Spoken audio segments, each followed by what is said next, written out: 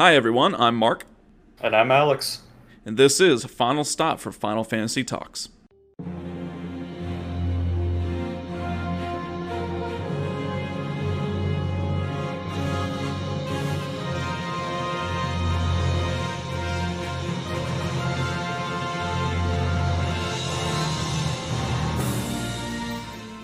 Welcome everyone to episode 25. We are in our Final Fantasy IX walkthrough playthrough series. Episode 6 is where you want to go if you're new starting out because that is where we begin. And we left off with the party going back to Madain to basically get back Aiko's gem or whatever it was that was stolen. We picked up Amarant along the way after he was, all very emotional about not dying. And so now we need to Yeah. go back to the Aoife tree again to see if we can find Kuja. So that is where we're at. You go into the tree and you're instantly started off with, some cutscenes.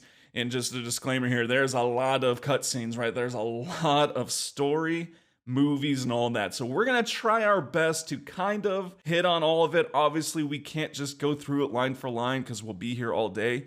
And so we're going to kind of just cherry pick some things to talk about. But, we're progressing hardcore here, aren't we?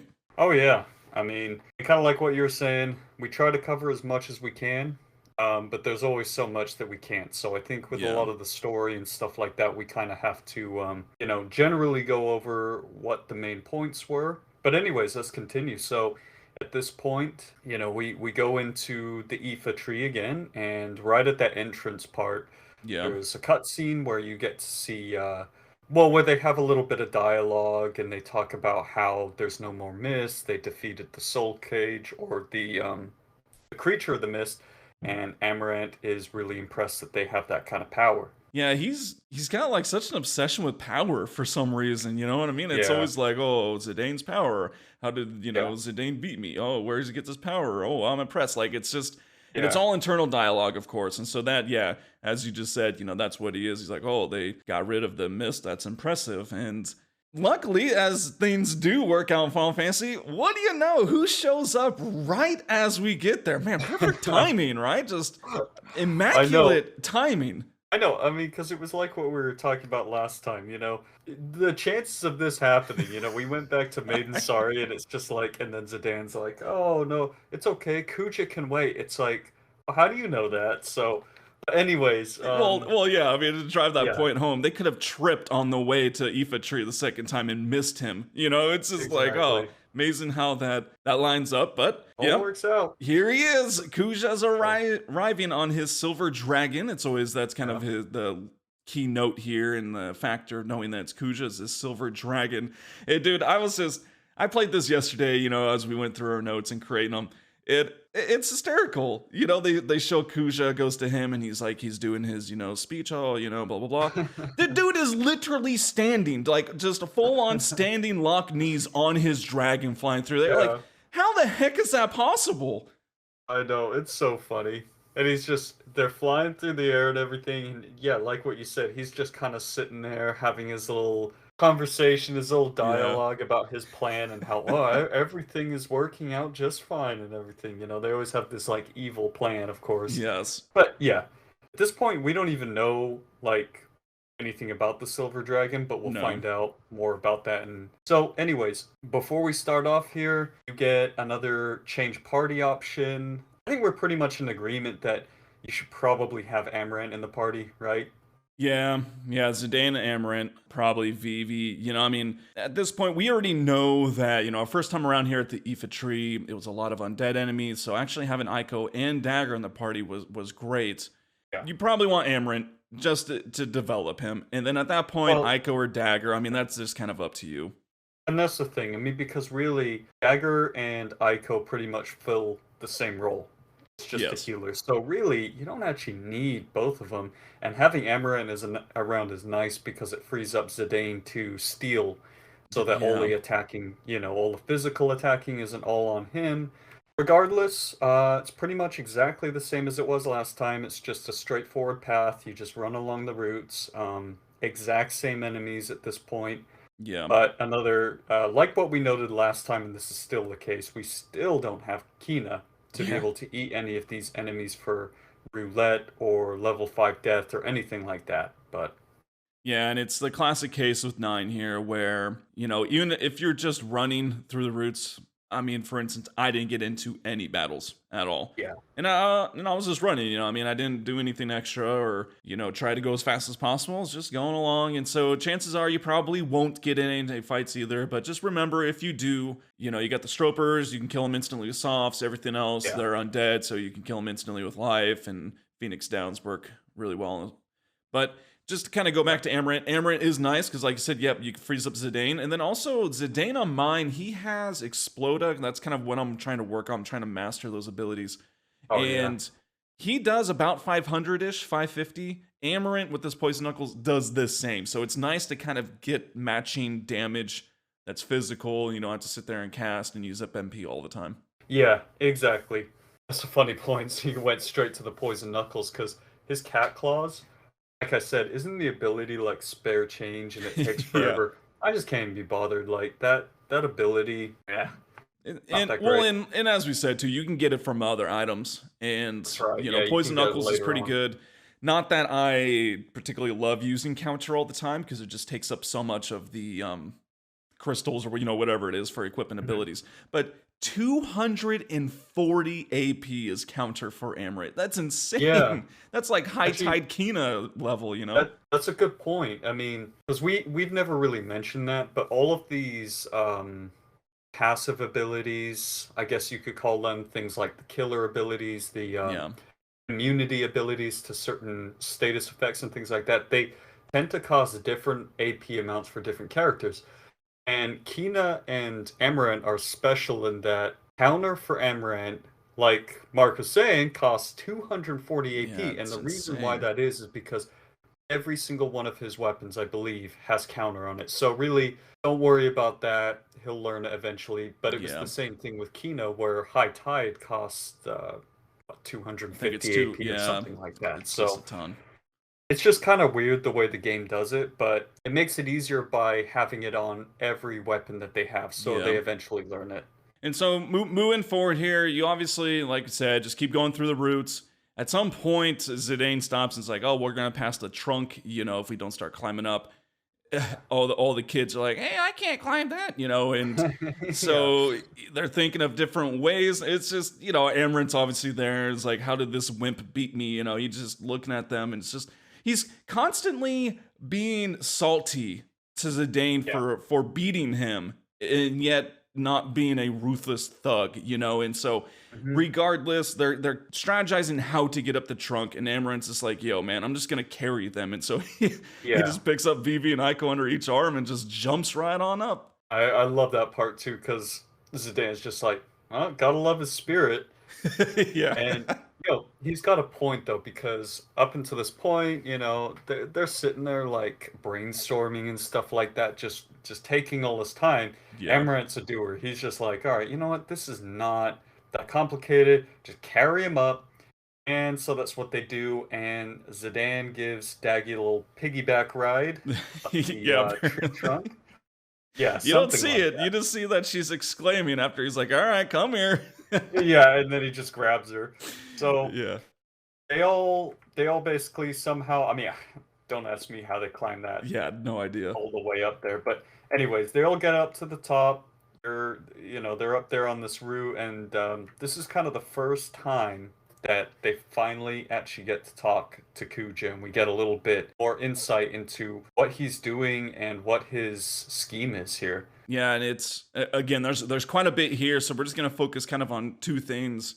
Really, really only two things to focus on, but Dagger's obviously asking him about her mom and what Yeah. he did to her and all that, and he's just like, well, it was all hidden there underneath her. I just gave her a little push, and Yeah.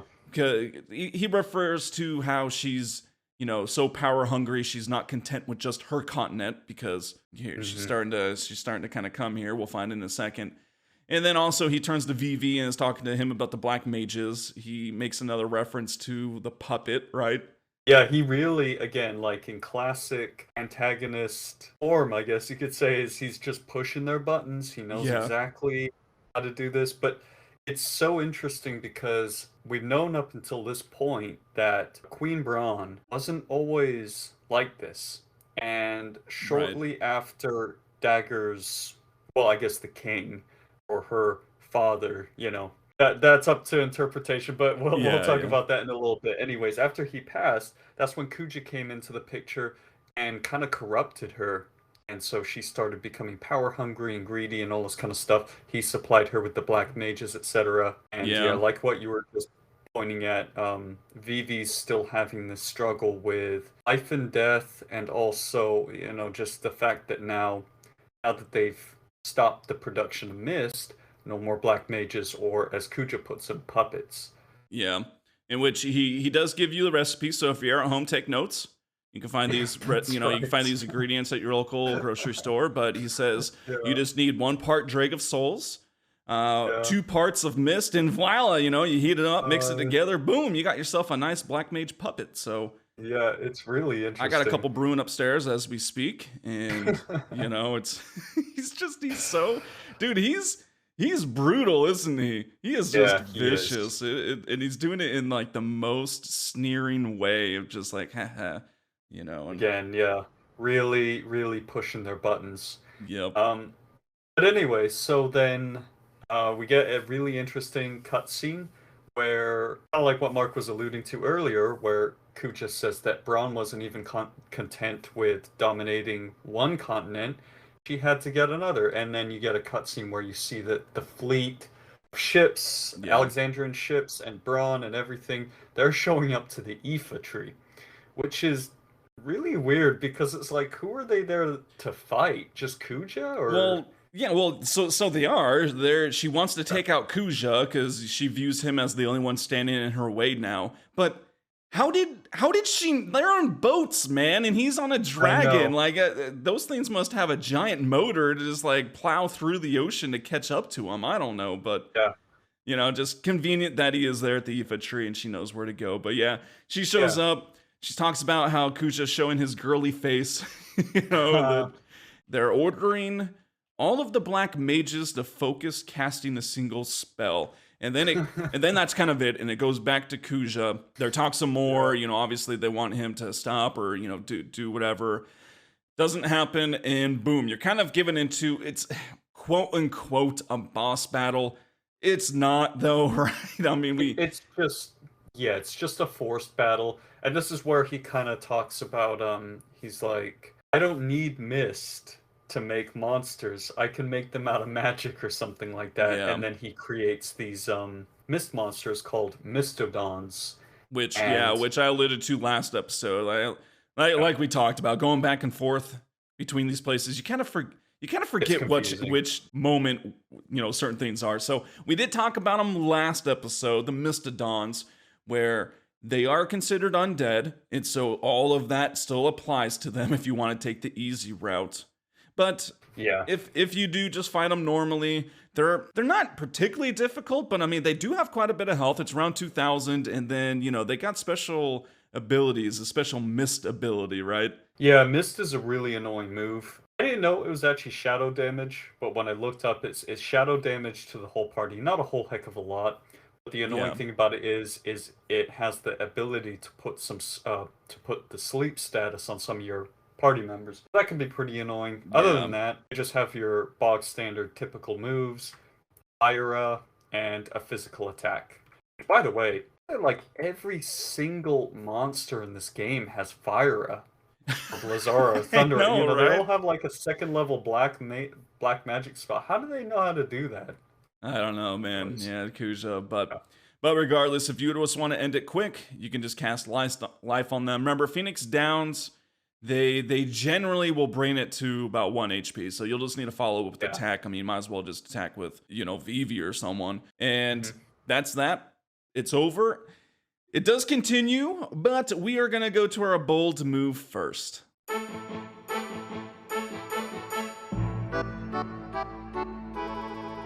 All right, man, I will start us out this time.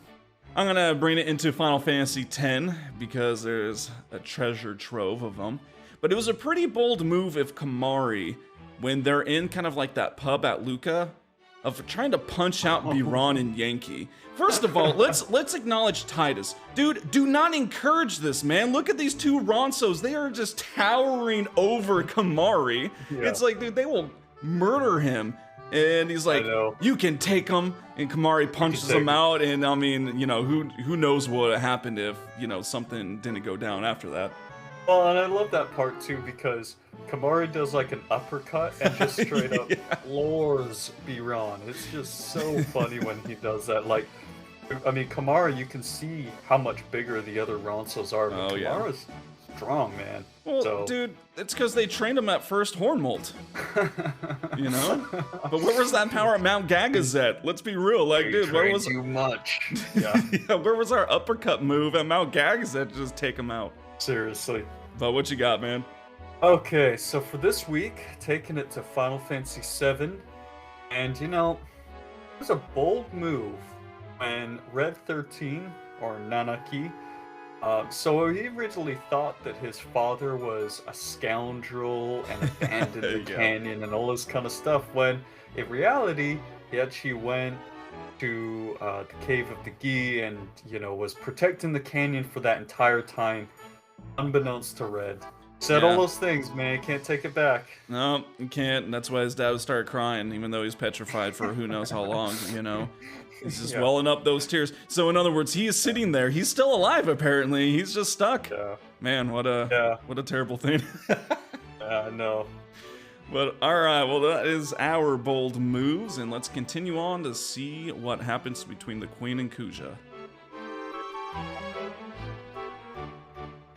A lot more dialogue in you know, follows as we talked about. It's a lot of dialogue here, but kind of an interesting exchange. Dagger wants to go help her mom, and Zidane is just like the whole time like, why? You know, she wants it dead. She extracted the Dolans from you, like why?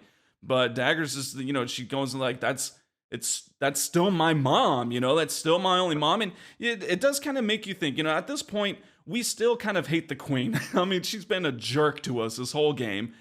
Yeah. But you do have to think about it, you know, in the ways of Dagger that, yeah, you know, we don't know the Queen wasn't always like this. And we know that she was a loving mother, apparently. And, you know, obviously in Dagger's eyes, it's still like, you know, she could still come back from this, so to speak. Yeah, and exactly. It's kind of hard for the player when you're going through this to have any sympathy whatsoever because the only queen that we've seen in this game is the evil one, pretty much. So it's kind of hard for us to relate and everything. Yeah, there's some interesting dialogue here too, where I think Amaranth and Zidane, they're both sitting back and it's like, well, why don't we just let them duke it out and see who's the winner? Like, this is a win-win for us, right?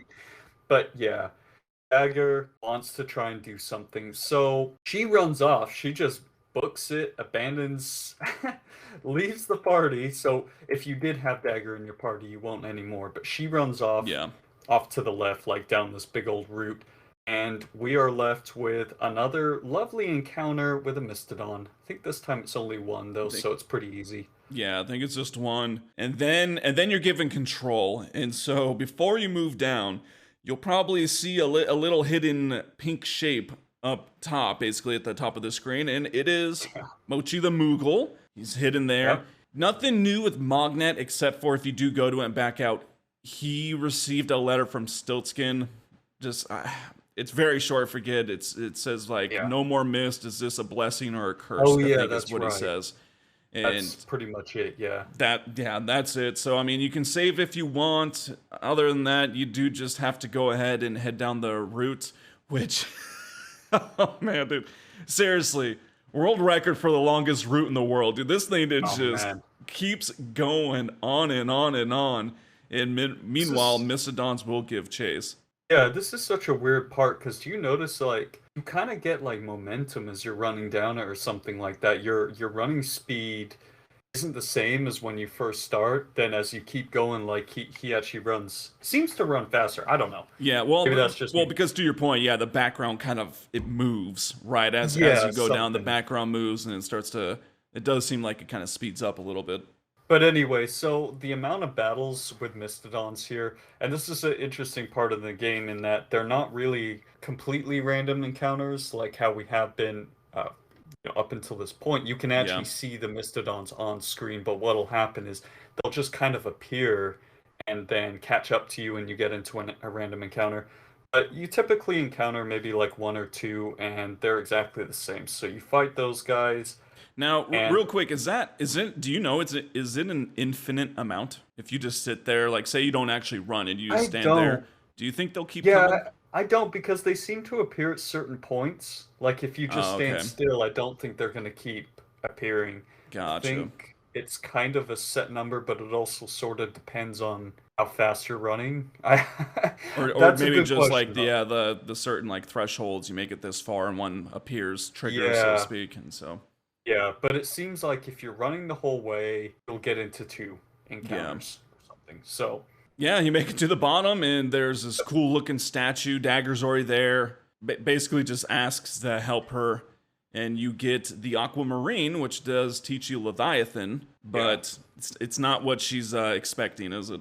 No, no. And first of all, this is an interesting point to note here is it's going to be a while before you can teach Leviathan, but we'll get to that later. Yeah, A lot of things are going to happen, and it's going to be a while before she can learn some more Eidolons. But anyways, yeah, of course, Leviathan. If you guys have played Final Fantasies before, you know that Leviathan is the sea god, and that's not really going to help us here against Uh, Kuja, right? Because yeah, Queen Brahne, she brought her navy fleet. They're all on the water. It's like, well, she can beat Queen Brahne, but Kuja's in the air, so she's just like, I can't save Mother with this Eidolon and all this kind of stuff. yeah. Well, because Um, I think Ico says like yeah, it talks about how it's the giant sea the sea serpent and god, all that, and sea serpent, yeah. its move is to do like a giant tidal wave or something. It's like, well, Yeah, that wouldn't that's not work. gonna help us. Be Right. counterproductive there. But following this is when you get some sweet cinematics, right? I mean, just Yeah. absolute crazy. So it jumps to Braun real quick, just or really the soldiers talking about it, and then it goes to Braun, and you kind of get a glimpse of what all those black mages were channeling all their spells into one single spell. And actually, something I thought was pretty cool too, man. I don't know if you noticed, but the main kind of, it looks like maybe the black mage leader or whatever, dude. He's in a trance on Queen Bronze. I don't know if you've seen that, but he's in a Really? trance on it, and I was like, oh, I never noticed that. That's kind of cool. He's ready to go, Yeah. man. The whole thing is kind of funny though because in the cutscenes you can see like there's the main dude with the staff and he's just Yeah, standing up in the front, and then you've got like the Type A's and the Type B's and they're just sitting there doing like their casting animation over and yeah, over over and and over. over again. It, So it's I and a note I put too, man. It's pretty fun because they do talk about how they're out of ammo. That last wave of the Mistodons, if one more wave comes, they'll take them out. Dude, they're in the sea. Like what? These I things. I know mean, are that. they like super incredibly fast swimmers? Well, that's another thing I don't really get, and it's funny, kind of funny, to hypothesize about is, yeah, are they fighting Mistodons? Because later too, you can see that there's like some fire on the boats, and they're Yeah, getting like beat up as if like they're actually under, fire from cannons or something. But all Kuja's done is just created Mistodons. So are they like on the boats fighting them, it's the or Fyra, man. That's why they give them Fyra.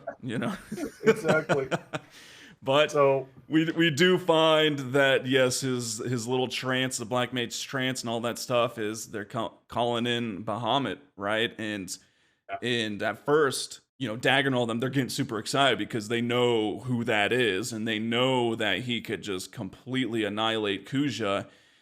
And he does attack them. I mean, it's one of the coolest things, he's Bahamut's floating up, and it shows the silver dragon and Kuja, and it's just the cool cutscene. He did get a little boo boo, right?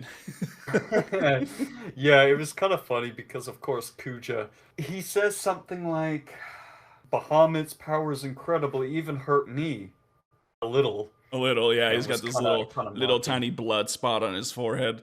Yeah, he starts bleeding just a little tiny bit, but then basically he's pretty much like game over, and Yeah. we get a scene of this.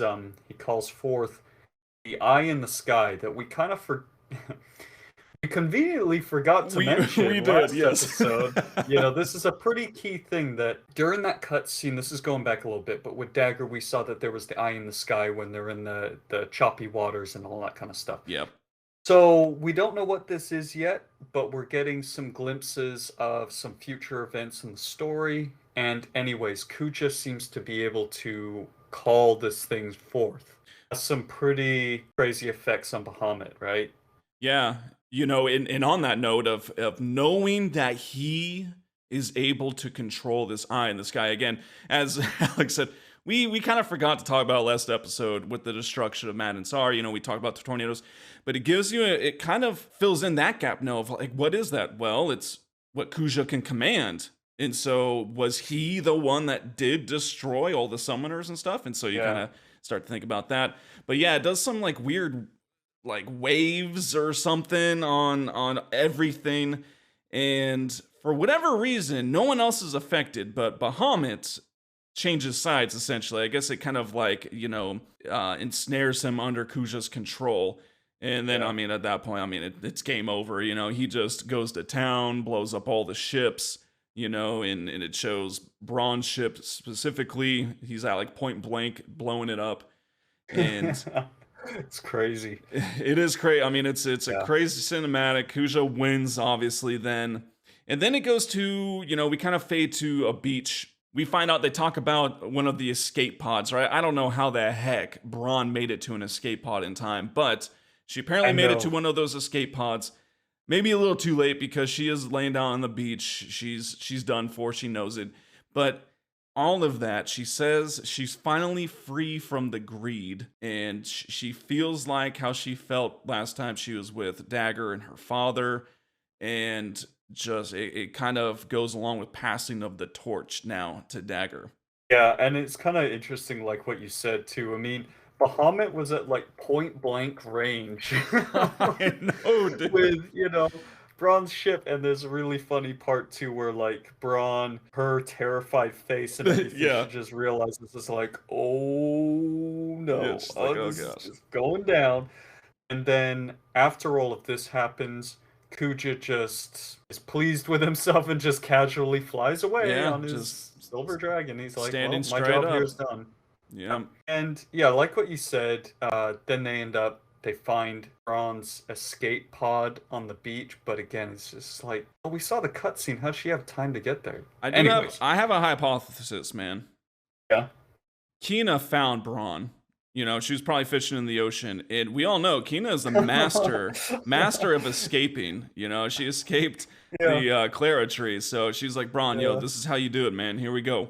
And that is a good point, because like Kina, man, poor Kina's just been left out of the story. I save you now. Kina. Come quick. Yeah, I save you. We will find out what happens now with Alexandria and who's in command, but before we do that, let's get to seed trivia.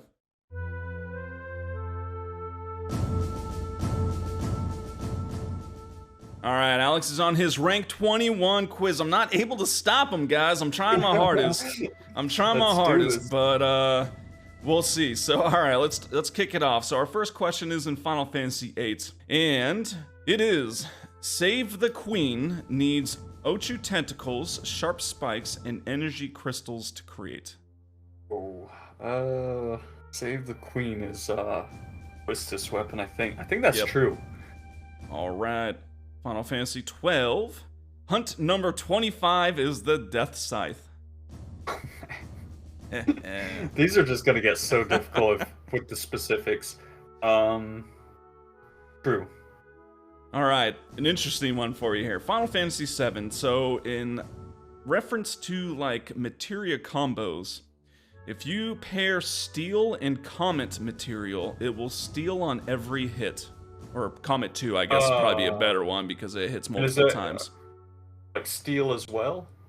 Right, so every time that one of the comets come down and hit, it steals. False. Final Fantasy X, or Blitzball, at team level 25, you unlock the flatline formation. Oh, man.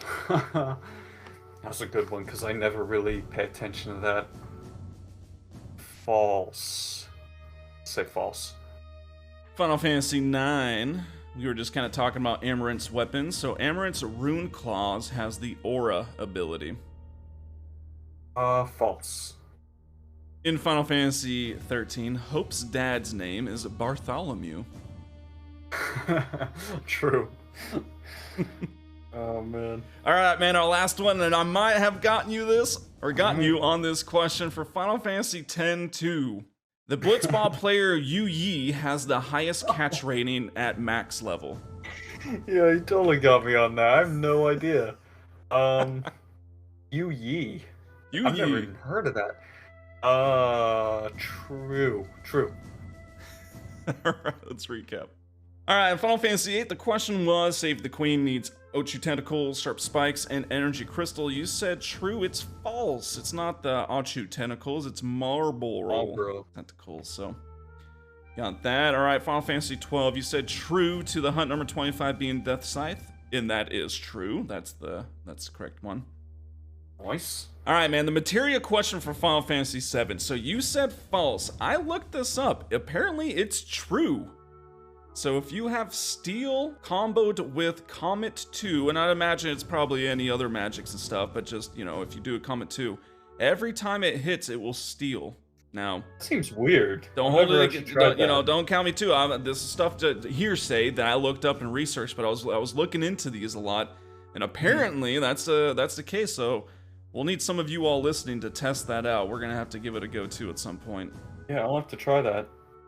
All right, our next question was Final Fantasy X for the team level 25 flatline formation. You said false. It is true. That's the formation you get. Okay. Flatline. You missed 3, man. You can't miss one more. Let's see. Here we go. All right. Amarant's Rune Claws ability has the aura, or Rune Claws has the aura ability. You said false. It is false. It does not have it. Good. It's the one before it. I forget, but Hope's dad's name is Bartholomew, so you got that right. Yeah. You said true. It's testing you how well you knew his family, man. Bartholomew. Okay. And then the last question for Yu Yi in Final Fantasy X too. I dug into the Blitzball because I knew that you haven't done it, because I haven't done it because it's terrible. Not. And yeah, I mean, there's tons of new characters. The stats are different. Yu Yi has the highest catch rating. You said true. It is true, man.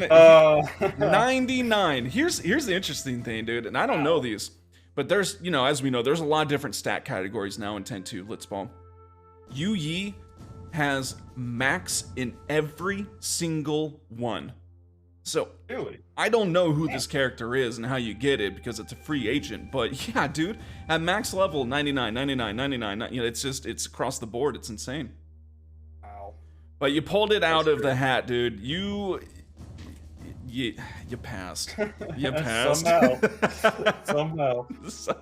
So right on, man. You obtained rank 21. Nice.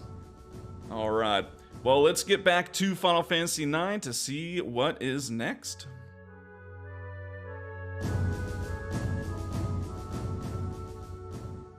All right, man. So here we are. We are at disc 3. We are, in accordance to the discs, halfway through, man. This is awesome. But we are back at Alexandria. It kind of starts with, you see Doc Tot, and then you see Dagger, and then you see Steiner and Beatrice, and you're like, oh yeah. What did happen to them? Oh no, this is it really is weird the way the story went since we left Alexandria. Yeah. It's been such a long time since you've seen Steiner and Beatrix and all of them, and you just kind of realize it's like, oh yeah, they've been here that whole time. Like, what the heck? So exactly, and a little bit will fill in on that as we go through and what kind of did happen, but it seriously is, and that's how it was for me even, At times when you're on the outer continent, you're kind of like, oh, what's going on with those guys? But you kind of just forget. For a minute. Yeah. Exactly. There's, the memorial for Queen Brahne. Dagger's sitting there, they're mourning and everything and putting a wreath of roses around the memorial. Doc talks about how, even the Wreath of Roses was apparently kind of like from the people, so to speak. And he just says, even with all the stuff she did recently, she's still beloved. So that kind of does give you an idea of the queen. As Alex kind of even said just a little bit ago about, we only knew her as the evil queen, but apparently, I mean, even her own people still really love her. So apparently she was a really good queen. Unfortunately, we didn't know that part. Only knew her hunting us down is all we know. Exactly. It does fill in. We do know that, in fact, Princess Garnet's coronation is under preparations. She will be the next queen. And then it goes to Zidane in a pub, and he's sulking. And it's like, that's a true man right there. He's drowning his sorrows down with his broken heart.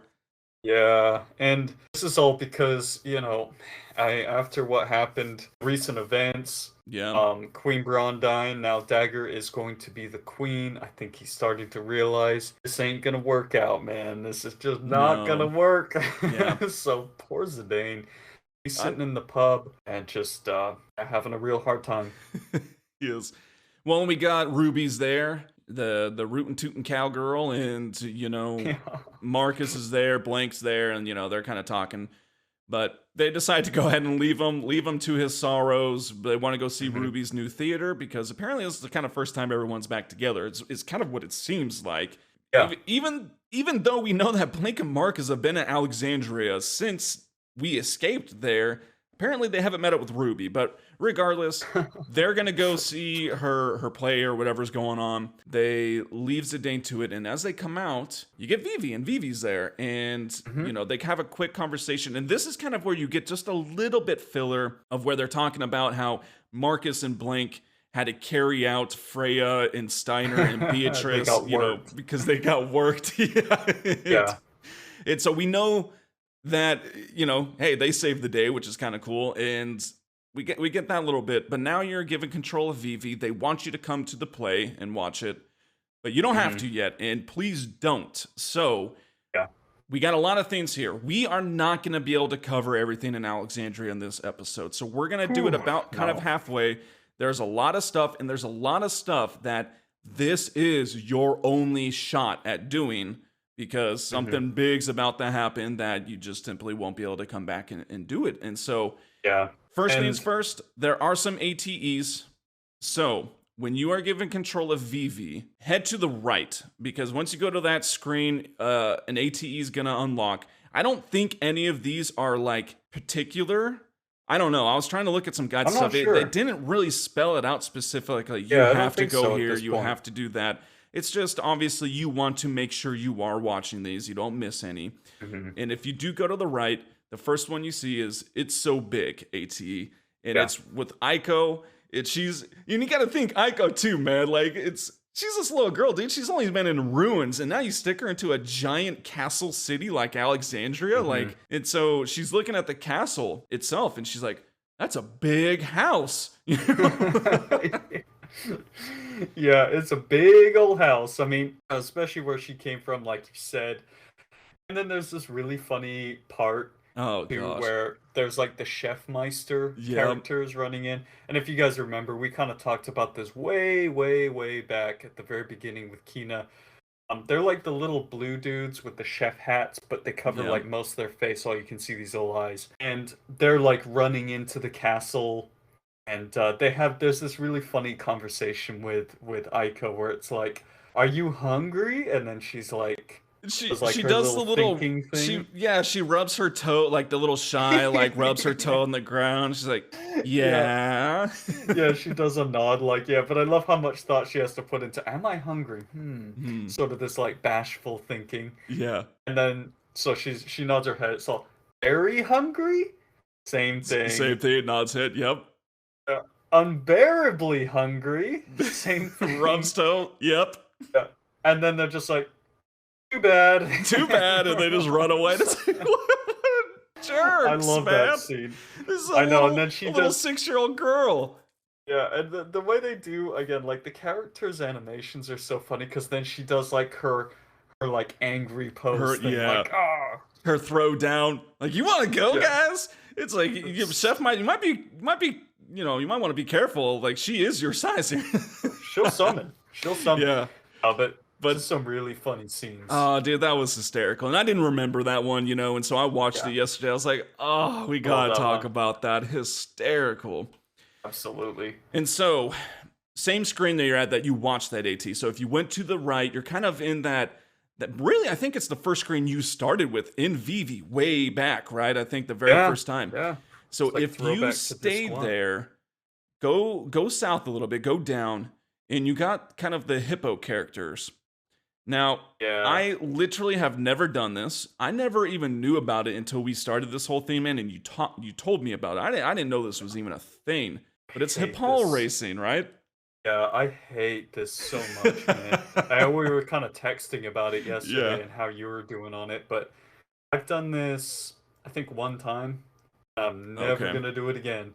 So basically, to fill you guys in, this is a little mini game, Yep. and it's really interesting that your window of time to actually complete this is really small. I mean, this is the only time that you can actually do this little side quest. And basically what's going on is Hippaul is like one of the little hippo kids. So we stole cards from. We stole the cards from, and his mom's really upset that he plays too many card games, so he's getting too chunky. And this mini game is all about us trying to get him in shape by racing him. Yes. And it's just really annoying because it's basically like, depending on your button mapping, like if you're playing on the old school PlayStation or if you're playing on Steam or whatever, you just have to alternate two buttons, like X or circle or whatever. Yeah. Over and over and over again to make Vivi run to win the race. Yes, and obviously the faster you press it, the faster he goes, and that's why I hate it, because it's just it's like button mashing like crazy. Yeah, so I did this and I saw it all the way through, and yeah, I might need a new controller because the buttons are broken, but no, but that's what it is. And to really hit this point home that Alex has mentioned, like, this is your only time in Alexandria, but not only that, you have to complete it before even going to Ruby's play. So, like, this minigame would be great if you could just come back every once in a while and do a little bit, but you can't. You have to do all of it right now if to complete it. And yeah, so you're having to race him. You have to win in order for him to level up, right? So that's what it is. You get different rewards for Hippaul leveling up. The only way he levels up is if you beat him. And at first it's fine. I mean, just to put in perspective, he gets all the way up to level 80. That's his max. At first, every time you win, it goes up by 5. So it actually goes pretty quick, and he's really slow. So it's really easy to win. You don't even have to be fast with your button mashing. And just to kind of give you some of the rewards here, level 10, you'll get a word card. Level 20, you get a carry-on worm. 30 is a Tantarian card. 40 is an Armstrong card. 50 is a ribbon card. And now, this is where it starts to suck. Because once you hit level 50, each win only increases his levels by 2. And that's only to level 56. And then after that, I think those increments are based on the distance in which you win, I think. Well, that would make more sense right, too. Yeah, well, I mean, it would because he does start to catch up, and it's like impossible and that's to really why it's get usually by 1. So that might be relative then. So you might want, but for me, in at least the speed I was going, I never lost a race, so we'll say that. But around 56 is when it only starts to go up by 1, and you still got to get to 80, and it's like, come on, this is taking forever here. A couple of things I would note. I think one of the most critical parts, and I didn't do this on my game, but I would recommend it on yours if you guys are doing this. Right before level 60, make a save, because that Nova Dragon card is probably the best one here. Oh gosh, yes. And if you get a good one of those, I mean, so it's Ribbon is a defensive card, Genji is a defensive card, Armstrong's not that great, but Nova Dragon can have, like, crazy attack. I mean, we're talking, like, A attack or... Yeah, I was going to say, mine, I got 8 attack, and then both defenses were 8 and 9. So, I mean, it was... It's strong. So I would at least recommend getting to at least level 60. Get that Nova Dragon card. Genji card, I mean, I got it. It's like you said, it's defensive. My ribbon, same thing. Yeah. 0 attack and it's just defenses. And it's like, okay, well, you're still Yeah, it's never going to disappointing. win a battle then if you have no attack, you know? And so Exactly. so regardless, though, the whole point of this is if you do get to level 80, you just get the in-game key item, Athletic Queen, and then you'll get the Track Star achievement if you're on like PlayStation or Xbox or something like that. And so that's kind of the purpose. But really, if you're just wanting the cards, Nova Dragon, as Alex, that's kind of the only one that's even worth any of this. Yeah, and so did you go all the way and get the... I did get it. Nice. I mean, you know, like I said, that's the first time I ever did it. I'm like you, I will probably never do that again. Maybe just get the Nova Dragon, call it quits. And because it's just so boring, dude. You have to do it so many times. And like I said, I didn't really ever have trouble winning, but still, after doing that, it took about 15, 20 minutes, and all I was doing the whole time was hitting 2 buttons as fast as possible. So it's like, oh, I was like, just please end this. It's just really funny. So you get this key item. Paul is like in crazy good shape now or something like that. And there's something really funny. So when you go to the key item, and you know how like you can press select and you get like the mog gives you a little Right. bit of information on it. It says something really funny like Hippaul's like, I only do what makes my mom happy. I Well, can't remember exactly. We'll have to put that on next one, but it is really funny. yeah, that is pretty hysterical. It to just end it with this. I hope he is in good shape. We literally just ran 40 sprints, so Oh, back to back, seriously. right? And Back to back, yeah. so It's got to be in really good shape at this point. yeah. Well, after that, you can kind of just move forward, right? So if you just kind of go to the square, the main square area, that's where like the Ticketmaster is, jump rope, and all that. You'll get 2 ATEs. It doesn't matter which one you watch in which order. The first one that you can watch is Artemisian, right? And the first thing you might be looking at is like, dude, why is there a striped purple Moogle? Like, what is going on? Yeah, seriously. I mean, we don't really know too much about it. We know that No. Magnet's been out for some random reason, and this guy Artemisian, I guess, is like the original dude that's delivering the letters for Magnet Yeah. and all this kind of stuff. But for some reason, Magnet Central is down, and they're not able to actually distribute any of the mail or anything. So that's Which what is that's why all we are about. having to do it. Yeah. Right, right. And so, So yeah, that's kind of just a leading up. We will get much more info into this later, but that's kind of our first look at like, why is this dude purple? And even Stiltskin is like, your coat's so shiny, Kupo. What's yeah, going on? yeah, we get a little bit of insight into that. Yeah. And then the second one we got that you can just watch right after that is To Fly High. And it just kind of goes to Blank and Marcus. They're outside of Ruby's theater, and they're just kind of talking about Zidane, you know, about this time, you know, it's real. He fell for a queen of all people, you know, and all this stuff. And we'll just let him be kind of a deal. Just tiny little dialogue right there. We will have more about that soon. And we will actually have more soon. So there are more ATs. There are more side things to do here. That's why we couldn't fit it. But we're going to have to end it here because otherwise we will be going on like an hour and a half episode. So Yeah, exactly.